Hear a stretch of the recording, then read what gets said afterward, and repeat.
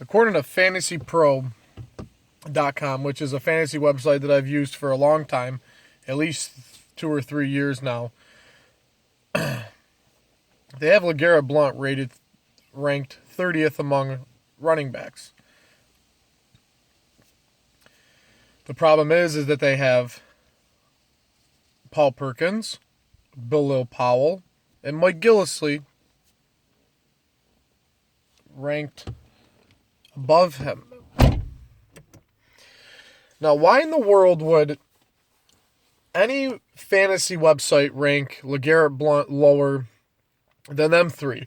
I'm not coming at those three specifically. It fascinates me that they would do that. And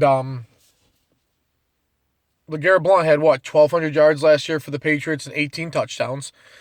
Paul Perkins had 400 yards last year and 0 touchdowns. Bilal Powell had, I want to say, 722 yards, I think I saw, and 6 touchdowns. And Mike Gillislee had, when he filled in for McCoy in Buffalo, I want to say like 696 or something like that I saw, and like 8 touchdowns. So why in the world is LeGarrette Blount ranked below them?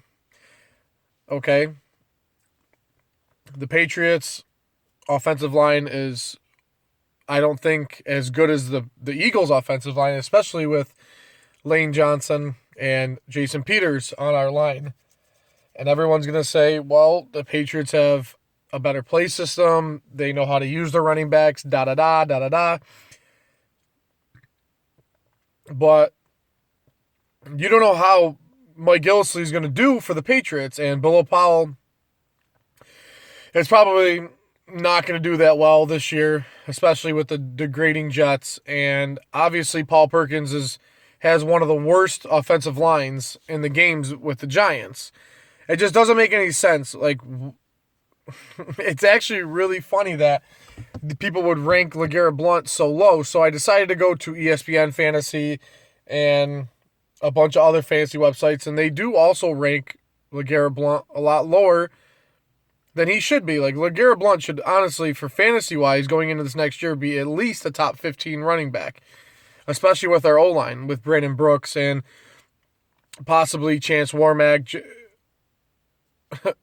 and Jason Peters, and Lane Johnson. So it doesn't make any sense to me. I find it hilarious that, and I work with Giants fans. Like, one of my great friends that I work with is even a Giants fan. He's like, dude, this is an absolute joke. Like, Paul Perkins Paul Perkins should not be listed in the top 25 at all.